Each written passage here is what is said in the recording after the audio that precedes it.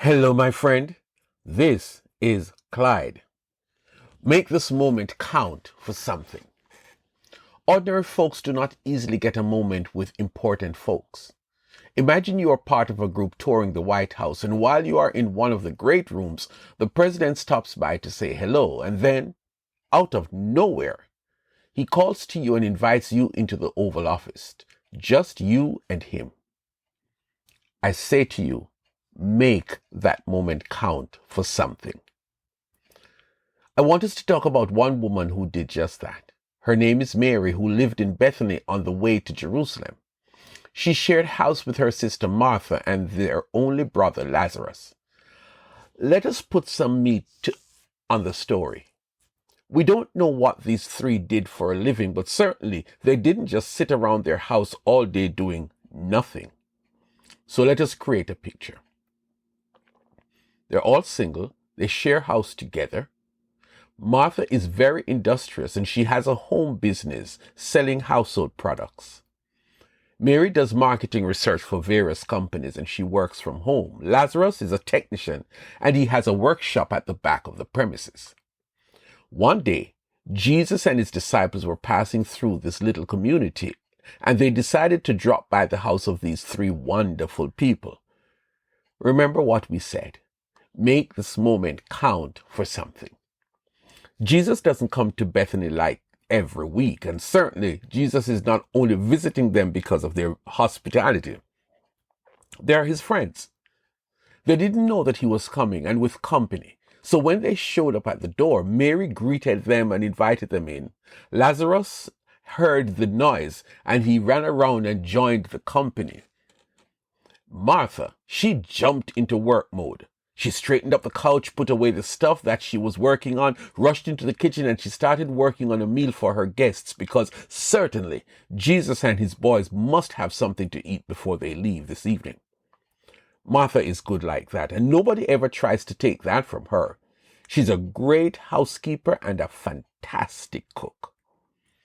She tossed some chicken and lamb chops in the oven along with some potatoes, and luckily she had a macaroni salad in the refrigerator that only needed warming up.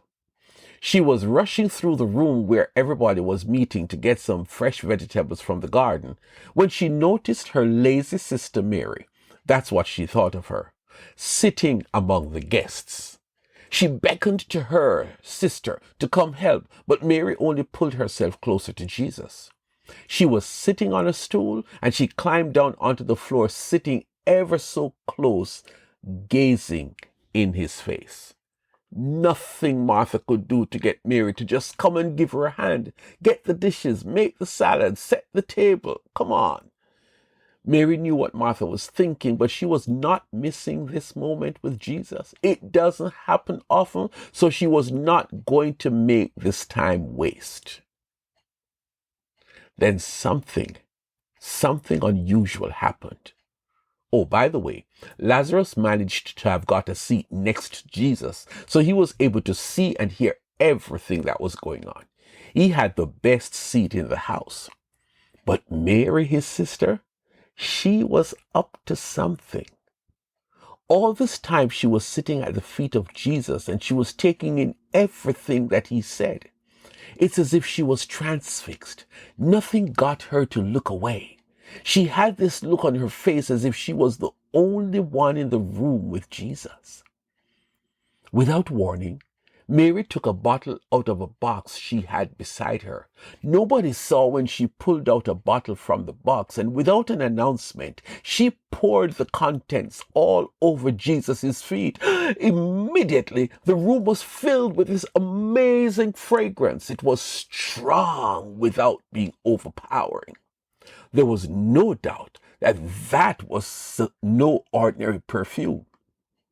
Judas, one of the disciples, jumped to his feet. Mary, Mary, why did you do that? I'm guessing that perfume is very costly. If you had put that online, you could easily get $300 or more for it, and then you could use it to feed the homeless outside in the streets. The room was still for a moment as the fragrance mingled with the rebuke of one of Jesus' disciples. Mary was sobbing and hugging the feet of Jesus. And then he spoke, "Leave her alone."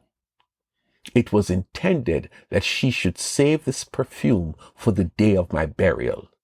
You will always have the poor among you, but you will not always have me. There was a huge shift in the atmosphere. Silence. The fragrance and the sobbing of a woman in worship at the feet of Jesus was priceless. Martha stood by the dining table, speechless. Lazarus, sitting beside Jesus, did not know what to say. The disciples tried to make sense of what just happened. And Mary, she just worshipped him. Mary worshipped, my friend. Mary knew Jesus.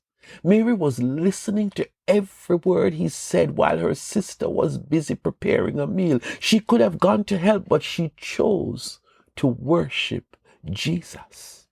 This was far more important. Life can get so busy that we don't get this opportunity always. And so Mary worshiped the Master. This was what was going on in her head.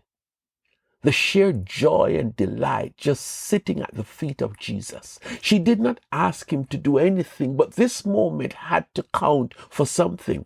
Time stood still as she worshiped Jesus. It was amazing. Just Mary and Jesus.